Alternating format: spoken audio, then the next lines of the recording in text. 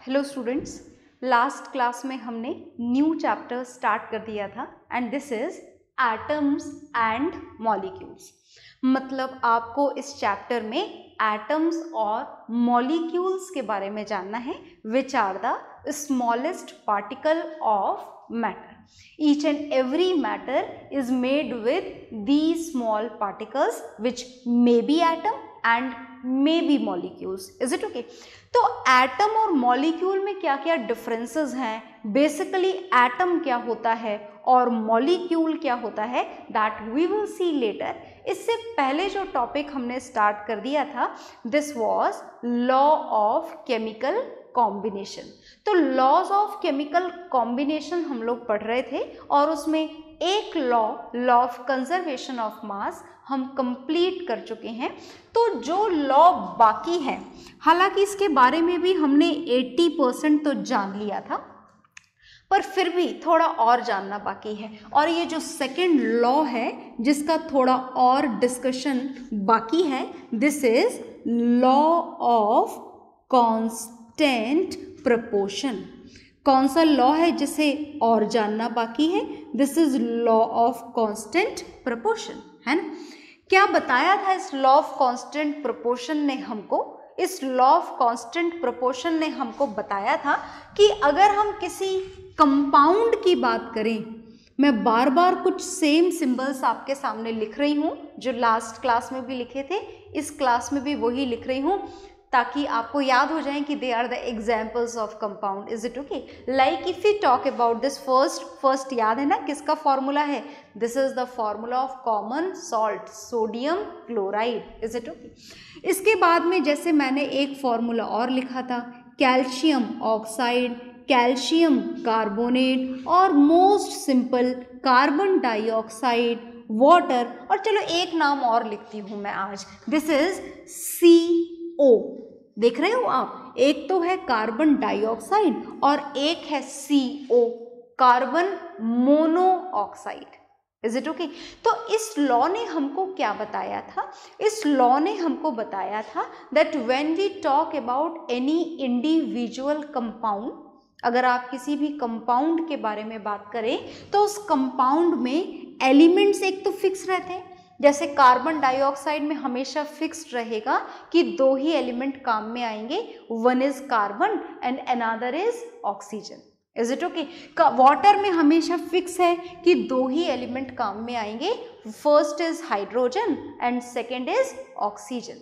Elements नहीं बदलेंगे. और दूसरी चीज जो सेम रहेगी वो है उनका रेशो.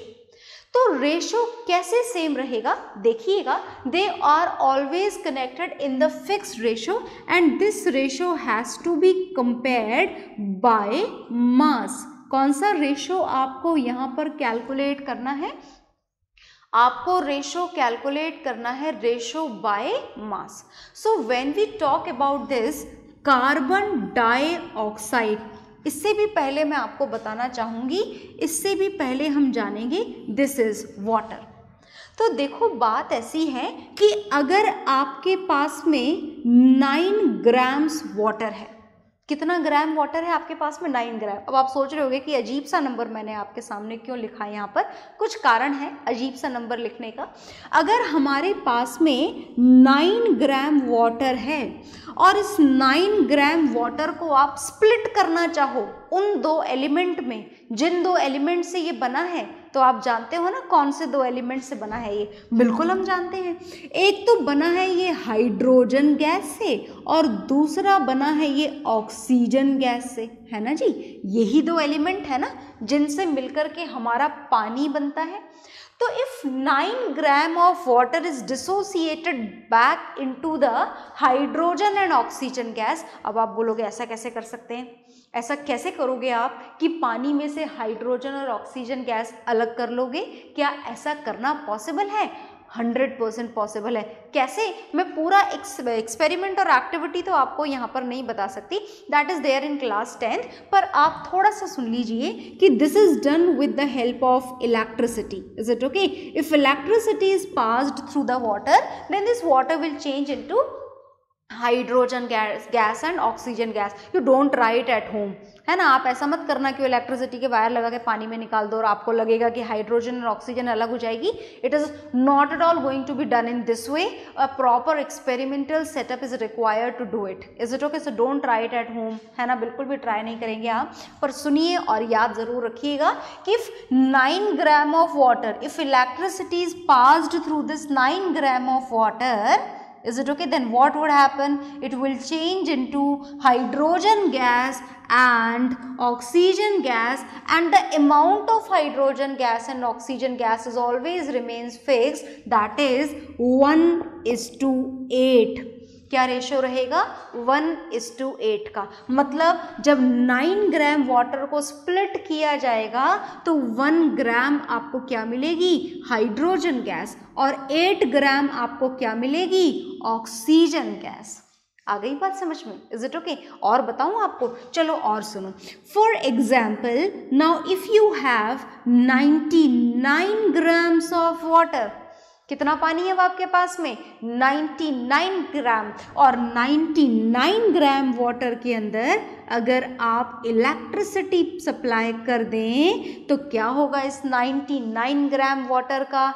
इलेक्ट्रोलाइसिस। मतलब आपको दोबारा से कौन सी गैस मिलेंगी? सेम गैसेस, कंपाउंड सेम है तो कंपोजिशन भी सेम होगा। और जो फर्स्ट कंपोजिशन होगा वो क्या होगा? हाइड्रोजन गैस, और सेकंड कंपोजिशन बिल्कुल same, that is oxygen gas. और अगर अब आप इनका अमाउंट फाइंड आउट करना चाहोगे तो if you have 99 grams of water, then after its electrolysis you will get 11 grams of hydrogen gas and 88 grams of oxygen gas. Is it okay? And again, अच्छा total करके देख लो, 11 plus 88 is equal to 99। आ रहा है या नहीं आ रहा है?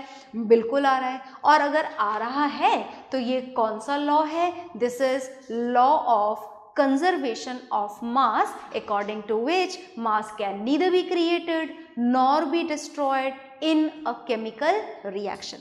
ये तो हो गई बात law of conservation of mass की, that we have done earlier. फिलहाल जो हम बात कर रहे हैं, हम बात कर रहे हैं इसकी, किसकी? लॉ ऑफ कांस्टेंट प्रोपोर्शन की। सो लुक हियर, क्या आपका यहाँ पर law of constant proportion applicable है या नहीं? बिल्कुल एप्लीकेबल है। 11 gram and 88 gram, again the ratio will be fixed, that is 1:8।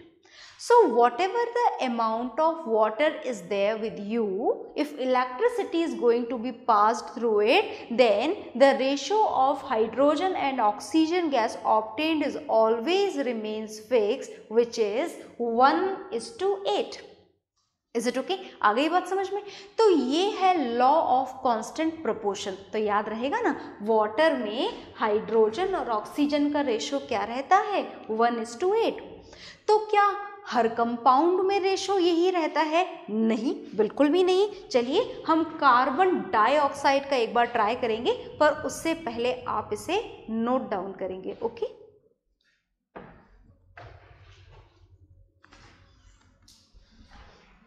तो आपने ये कार्बन डाइऑक्साइड का जानना है, वाटर का हम कंप्लीट कर चुके हैं और जान चुके हैं what ever the source of water is, what ever the type of water is, कहीं से भी पानी आपको मिले, चाहे रेन वाटर हो, डिस्टिल्ड वाटर हो, लेक वाटर हो, है ना, pond water ho, is it okay, RO purified water ho, whatever the source of water is, the formula of water remains fixed, that is H2O, and the ratio by mass between the hydrogen and oxygen is also remains fixed, which is 1:8. Okay, तो आगे देखिए, now we are going to talk about this second compound and this is carbon dioxide gas. अब देखिए, ये जो carbon dioxide gas है, इसे बनाने के बहुत सारे मेथड हैं। तो वो मेथड मैं आपको बताऊंगी नहीं, बस हाँ कुछ नाम आप ज़रूर सुन लें। जैसे कि आपको पता है, this carbon dioxide is continuously exhaled by all the living beings. हम जो गैस एक्सेल करते हैं वो कौन सी गैस होती है? Carbon dioxide gas. कौन सी गैस होती है? Carbon dioxide gas. अब हमें जानना क्या है यहाँ पर? हमें यहाँ पर रेशो जानना है। किसके बीच का रेशो जानना है यहाँ पर? हमें यहाँ पर रेशो जानना है कार्बन और ऑक्सीजन के बीच का रेशो जानना है। तो अगर आपके पास में 11 ग्राम्स है, क्या है ये 11 grams? Carbon dioxide.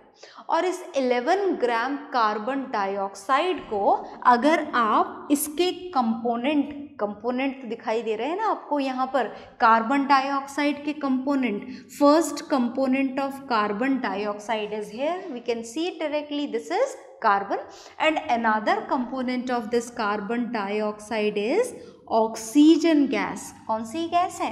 Oxygen gas है। देखिए oxygen and oxygen gas, they both are different. तो जहाँ ऑक्सीजन गैस लिखा जा रहा है आपको भी ऑक्सीजन गैस ही लिखनी है। Is it okay? तो carbon and oxygen gas, these two products are formed. And if we want to know their masses, then it is fixed that carbon obtained is 3 ग्राम। कितना मिलेगा आपको कार्बन यहाँ पर? 3 ग्राम। और ऑक्सीजन कितना मिलेगा? 8 ग्राम। जरा आप चेक कर लें, is it according to the law of conservation of mass? Yes, it is. Mass of the reactant is 11 gram and total mass of product is 3 plus 8, which is also 11 grams. आ गई बात समझ में? तो बात ऐसी है कि कार्बन डाइऑक्साइड का आप चाहे जितना अमाउंट लें, यहाँ तो मैंने ये टोटल बताने के हिसाब से आपको 11 ग्राम का अमाउंट लिखा था। आप कोई सा भी अमाउंट लिख सकते हैं, कोई सा भी अमाउंट आप कार्बन डाइऑक्साइड का लें। It may be 50 gram, it may be 100 gram, और whatever the amount of carbon dioxide is, if it is going to be change into carbon and oxygen by any chemical reaction, then the ratio between the carbon obtained and oxygen gas obtained is always remains fixed। और वो ratio हमेशा कितना रहेगा? अगर हम carbon और oxygen के बीच का रेशो फाइंड आउट करें, then it will be fixed, that is 3:8।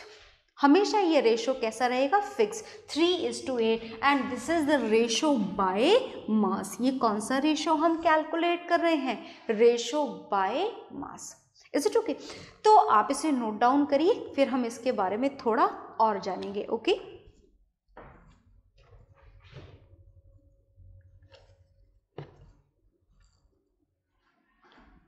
तो आपने ये नोट डाउन कर लिया होगा।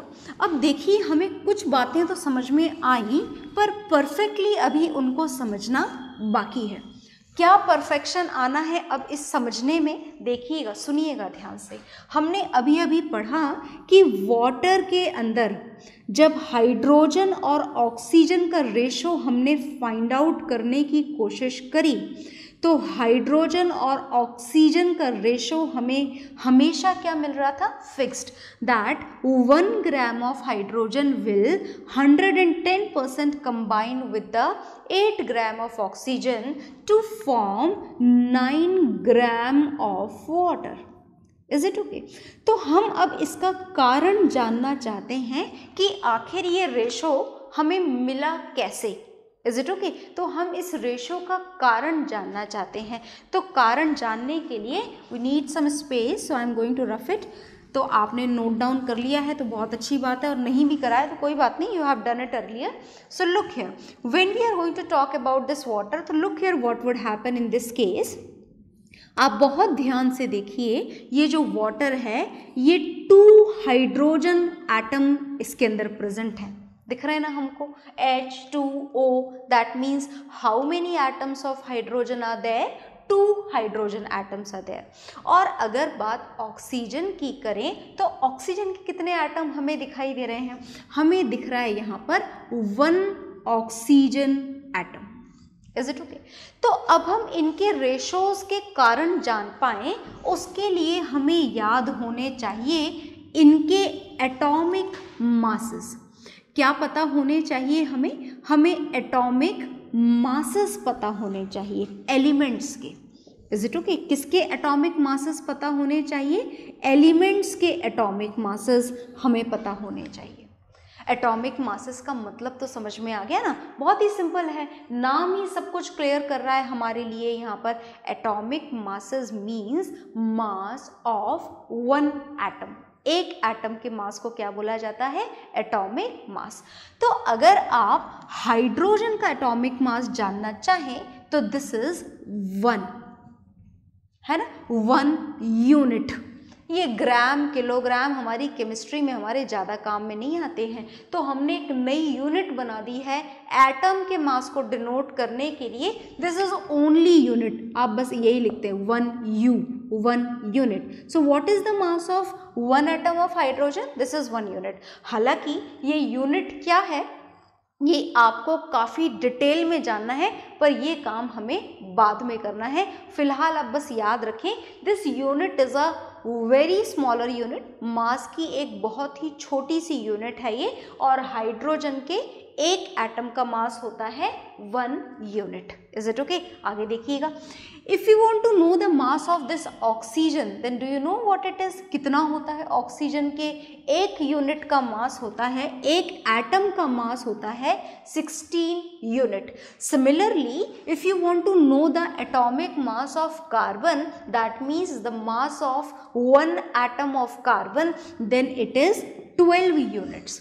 हालांकि मासेस तो आपको और भी एटम के जानने हैं, पर फिलहाल हम सिर्फ इन 3 से ही काम चलाएंगे, क्योंकि और मासेस जानने के लिए हमें एटॉमिक मास को जानना होगा सबसे पहले फुल डिटेल में। तो जब हम वो जानेंगे तभी हम बाकी सारे एटम्स के मासेस भी जानेंगे। तो फिलहाल तो हम यहाँ पर इनका कारण जान लेते हैं। कारण सुनिएगा, क्या कारण है यहाँ पर। तो आपने देखा कि how many hydrogen atoms are here? 2 hydrogen atom. And how many oxygen at 10 नहीं है ये, है ना, 1 oxygen atom. Is it okay? This is O for oxygen. Okay, तो यहाँ पर देखिए 2 atoms of hydrogen. What is the mass of 1 atom of hydrogen? It is written there, वहाँ लिखा हुआ है आपके सामने। तो 2 हाइड्रोजन एटम का मास कितना हो जाएगा? 1 हाइड्रोजन एटम का मास कितना है? 1 unit. So the mass of 2 hydrogen atom will be 2 into 1, that means 2 units. ठीक है, आगे देखिए, 1 atom of oxygen, what is the atomic mass of oxygen? Again it is there, वहाँ पे लिखा हुआ है। तो 1 ऑक्सीजन एटम का मास 16 into 1, that is 16 units. So in every molecule of water, 2 atoms of hydrogen. That means in every molecule of water, the mass of water is 2 unit and the mass of oxygen is 16 unit. So what should be the ratio between this 2 and 16? Ratio निकालने के लिए हमें क्या करना होता है? Ratio निकालने के लिए हमें simplify करना होता है। तो 2 और 16 कैंसिल हो जाएंगे और रेशो आपको क्या मिल जाएगा? 1:8. That means ratio of hydrogen and oxygen in water molecule is 1:8. The reason is this. Now if you want to calculate it for carbon dioxide, तो चलिए कार्बन डाइऑक्साइड का भी रेशो निकाल लेते हैं। निकाल तो हम पहले ही चुके हैं रेशो, बस अब तो हम कारण जान रहे हैं। सो लुक हियर वेरी केयरफुली, बहुत ही ध्यान से देखेंगे आप लोग। कार्बन और ऑक्सीजन की बात हो रही है। In this 1 molecule of carbon dioxide, 1 atom of carbon is there. Carbon के कितने एटम हमको दिखाई दे रहे हैं? Only 1 atom. And how many atoms of oxygen are there? Look here, there are 2 atoms of oxygen. Oxygen के कितने atom हैं? 2 atoms. Is it okay? तो चलिए आगे कल चलते हैं और इसका रेशो फाइंड आउट करते हैं, है ना। तो कार्बन के 1 एटम का मास वो लिखा हुआ, दिस इज 12 यूनिट्स। ऑक्सीजन के 2 एटम्स का मास कैलकुलेट कर लेते हैं, this is 2 into 16 units, that means 32 units. तो कार्बन का मास हमें कितना मिला? कार्बन डाइऑक्साइड के 1 मॉलिक्यूल में 12 यूनिट्स, और ऑक्सीजन का मास हमें कितना मिला? 32 यूनिट्स। तो now are you able to find out the ratio of this carbon and oxygen in this carbon dioxide? Yes, definitely. तो चलिए फाइंड आउट कर लेते हैं क्या रेशो आएगा।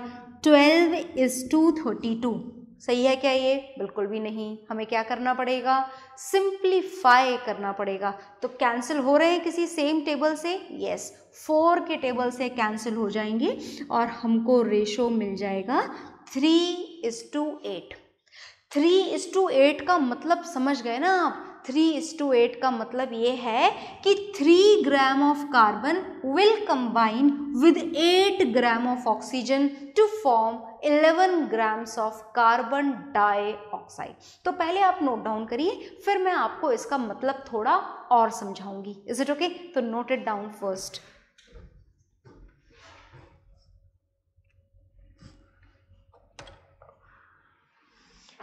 हाँ जी, तो आपने नोट डाउन कर लिया होगा।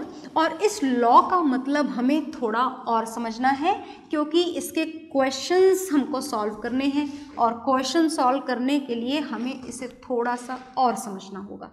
तो देखिए कि आखिर ये कहना क्या चाह रहा है। लॉ ऑफ कांस्टेंट प्रोपोर्शन क्या कहना चाह रहा है? हमने ये जाना कि ये जो वाटर था, इस वाटर में हाइड्रोजन और ऑक्सीजन का रेशो कितना था?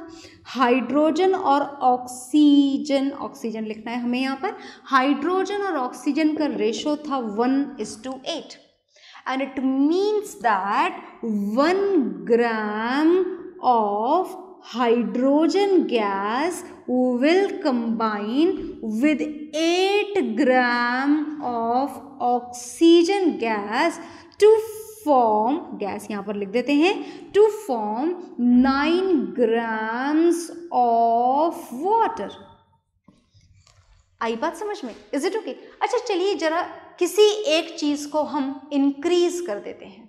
फॉर एग्जाम्पल, आपके पास में आपसे पूछा गया कि 1 gram of hydrogen is there and 8 gram of oxygen gas is there, then what will be the amount of water formed? तो आपने फटाफट से बता दिया।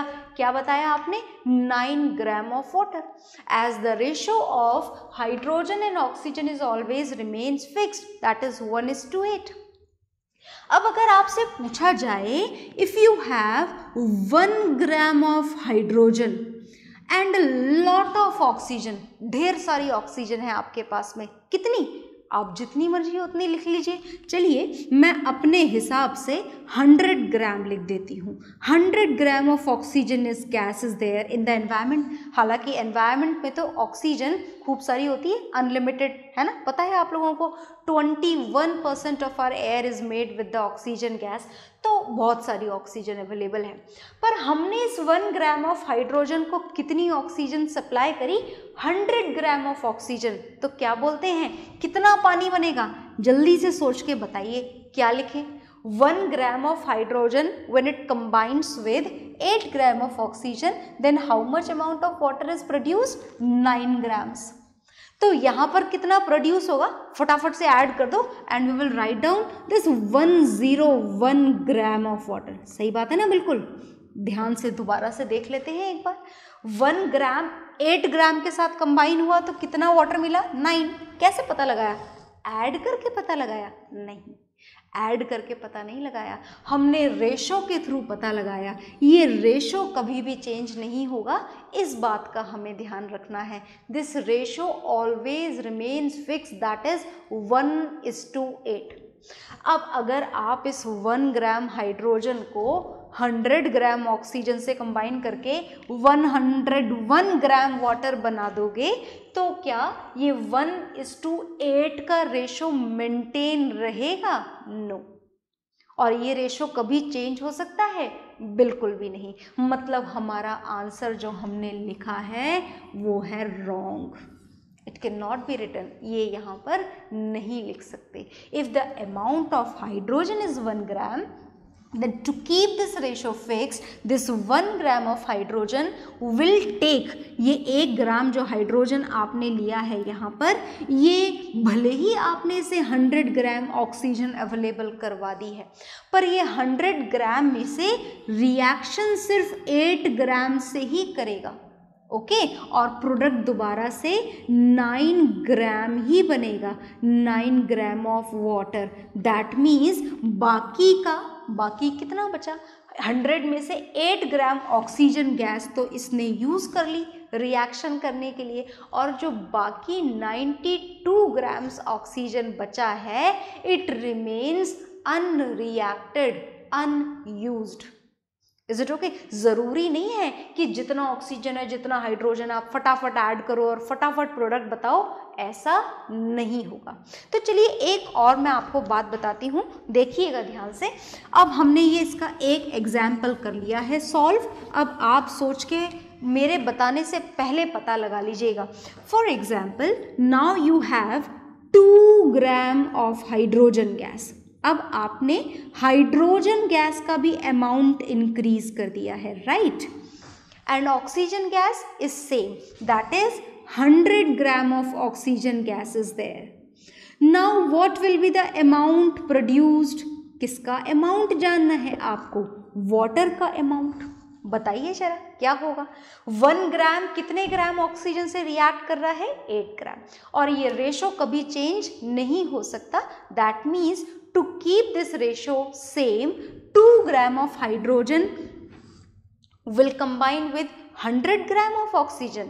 No, रेशो फिक्स रखना है। तो 8 यहाँ पर 8 है, मतलब ये सिर्फ 100 ग्राम ऑक्सीजन में से सिर्फ 16 ग्राम ऑक्सीजन यूज करेगा।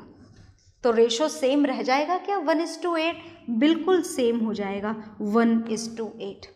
मतलब ऑक्सीजन कितनी यूज हुई 100 ग्राम में से? ओनली 16 ग्राम। हाइड्रोजन पूरा यूज हो गया। और कितने ग्राम वाटर हमको मिलेगा इस कंडीशन में? इस कंडीशन में हमें मिलेगा 18 ग्राम्स ऑफ वाटर। रेशो बिल्कुल फिक्स्ड, 1:8। Is it okay? तो ये है आपका लॉ ऑफ कांस्टेंट प्रोपोर्शन। तो इसके कुछ क्वेश्चंस हम और करेंगे, पर हम वो करेंगे नेक्स्ट क्लास में। Okay, bye everyone.